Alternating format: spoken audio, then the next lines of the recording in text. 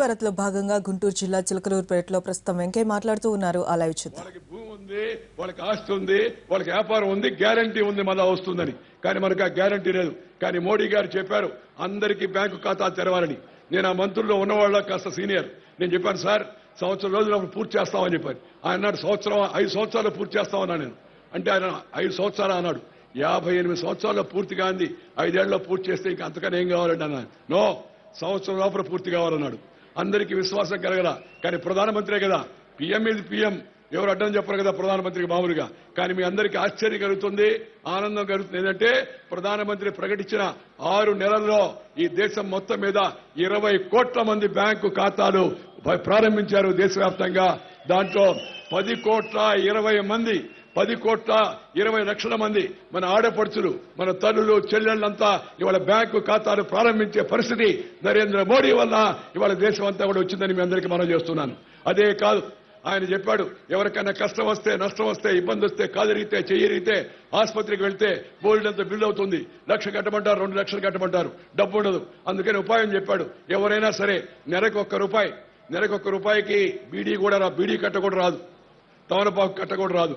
1 రూపాయి కడితే సంవత్సరానికి 12 రూపాయలు కడితే నీకేదైనా కారు ఇరిగినా, చెయ్యి ఇరిగినా, ఇబ్బంది వచ్చినా 1 లక్ష రూపాయలు, 2 లక్షల రూపాయలు నీకు ఈ యొక్క ప్రమాద బీమా వచ్చే ఏర్పాటు నరేంద్ర మోడీ గారు చేశారు. దాన్ని అందరూ కూడా ఉపయోగించుకోవాలని కోరుతా ఉన్నాను. అదే కాదు, ప్రధానమంత్రి గారు ఇంకోటి కూడా చెప్పారు. రోజుకు 90 పైసలు ఆదా చేయండి, 90 పైసే. సంవత్సరానికి 330 రూపాయలు బ్యాంకులో జమ చేయండి. మీ ఇంట్లో ప్రమాదం జరిగితే, భర్త ఇబ్బంది జరిగితే భార్యకి 2 లక్షలు వస్తుంది. అదే కాదు, రైతుల కోసం ఇంకో మాట చెప్పాడు. ఎవరైనా నెలకి 42 రూపాయలు. ఈ రోజు కూలి ఎంతో మనకు తెలుసు. రోజు కూలి 250 రూపాయలు ఉంది. 42 రూపాయలు కడితే 60 ఏళ్లు దాటితే నీకు 1000 రూపాయలు నెలకి పెన్షన్ వస్తుంది. 84 రూపాయలు కడితే 2000 వస్తుంది పెన్షన్. అలాగే 168 రూపాయలు కడితే 4000 పెన్షన్ వస్తుంది. భర్త చనిపోతే భార్యకు 8,50,000 రూపాయలు మరి ఇన్సూరెన్స్ వచ్చే విధంగా నరేంద్ర మోడీ గారు సంకల్పించారు. అదే కాదు, ఇవాళ మనందరం రైతులు. ఇక్కడ ఎక్కువ మంది 99%, 99% మాత్రం రైతులు. ఈ రైతుల కోసం మేలు చేయాలని అహర్నిశలో ఆలోచిస్తున్నట్టు నరేంద్ర మోడీ గారు కొత్త పథకాన్ని తీసుకొచ్చాడు. రేపు ఏప్రిల్ 1 నుంచి ప్రారంభమవుతుంది. ఏంటంటే తక్కువ ప్రీమియం, ఎక్కువ నష్టపరిహారం. అంటే సుమారు ఎకరాకు 450 రూపాయలు కడితే నీ పంట నష్టపోతే నీకు కనీసం 15,000 రూపాయలు నష్టపరిహారం వచ్చే విధంగా పంటల బీమా పథకాన్ని ప్రధానమంత్రి రూపొందించాడు. ఏప్రిల్ 1 నుంచి ప్రధానమంత్రి పంటల బీమా పథకం దేశవ్యాప్తంగా అమలు కాబోతోందని చెప్పిన సందర్భంగా మీ అందరికీ మనం చేస్తున్నాను.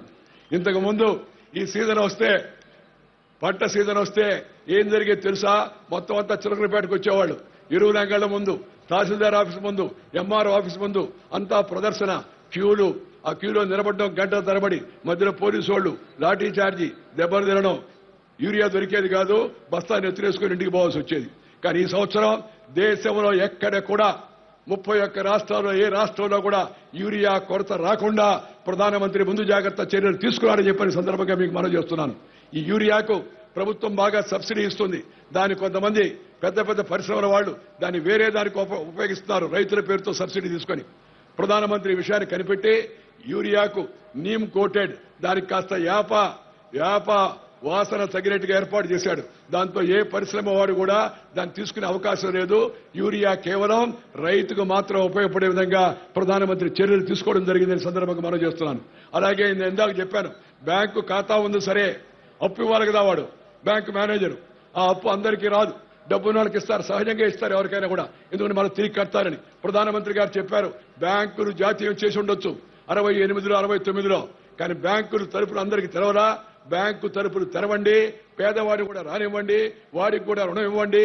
50,000 రూపాయల వరకు ఎవరికైనా అప్పిస్తే వాళ్ళ గ్యారంటీ అవసరం లేకుండా 50,000 రుణం ఇవ్వండి అని చెప్పిన ప్రధానమంత్రి నిర్ణయించాడు.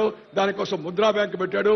ఈ ముద్రా బ్యాంకులో టాటాలు, బిర్లాలు, అంబానీలు, ధీరుభాయ్ సింఘానీలు అలాంటి పెద్దవాళ్ళు కాకుండా సామాన్య జనానికి కమ్మరి, కుమ్మరి, వడ్రంగి, నేత, గీత, బోయ, యాదవ, చాకరి, మంగలి, హరిజన, గిరిజన, లంబాడ ఈ పేద వర్గాలన్నిటికీ కూడా బ్యాంకుల్లో అప్పులిచ్చే విధంగా ఏర్పాటు చేయడం జరిగింది.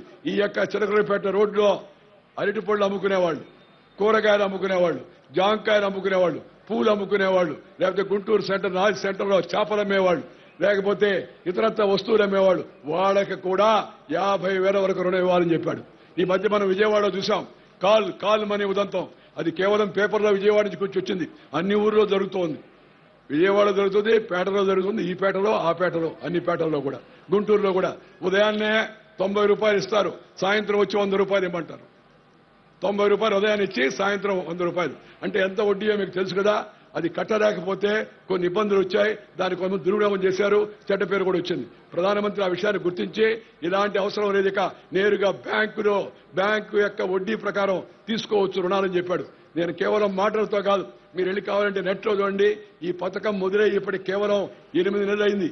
8 నెలల్లో నిన్న సాయంత్రమే ప్రధానమంత్రి అధ్యక్షతన జరిగిన మంత్రివర్గ సమావేశాలు మేము సమీక్షించాం. 99,850 కోట్ల రూపాయలు ఈ మొత్తం అంతా దేశంలో అందరికీ కూడా ఈ యొక్క ముద్రా బ్యాంక్ కింద రుణ సౌకర్యం కల్పించడం జరిగింది. అలాగే ఆడపడుచు కోసం బేటీ బచావ్ బేటీ పడావ్, అమ్మాయి పుడితే మహాలక్ష్మి అనుకోవాలి. అది మన సంస్కృతి, అది మన పద్ధతి. ఆది కాలం నుంచి, వేదకాలం నుంచి, పుణ్యకాలం నుంచి, పురాణ కాలం నుంచి మన పూర్వీకులు మనకు అనుభవించి, రంగరించి, మేళవించి మనకు అందించే వారసత్వం. తల్లిని, చెల్లిని, స్త్రీని బాగా చూసుకోవాలి.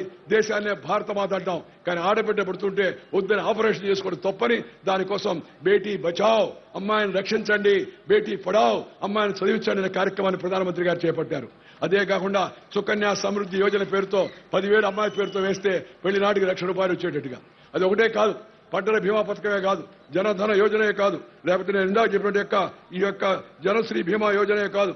ప్రకృతి వైపరీయం వస్తే మనకు వస్తూ ఉంటాయి తుఫాన్. అప్పుడప్పుడు తుఫాన్ వస్తే మనిషి చనిపోతే కాంగ్రెస్ రాజ్యంలో 1,20,000 ఇచ్చేవాళ్ళు. ప్రధానమంత్రి గారు చెప్పారు 1,20,000 చాలదు, దాన్ని 4 లక్షల రూపాయలు పెంచండి అని చెప్పడం కూడా జరిగింది. కెలామిటీ వస్తే ఇంతకుముందు పంట దెబ్బతింటే 50% పంట పోతేనే నష్టపరిహారం ఇచ్చేవాళ్ళు.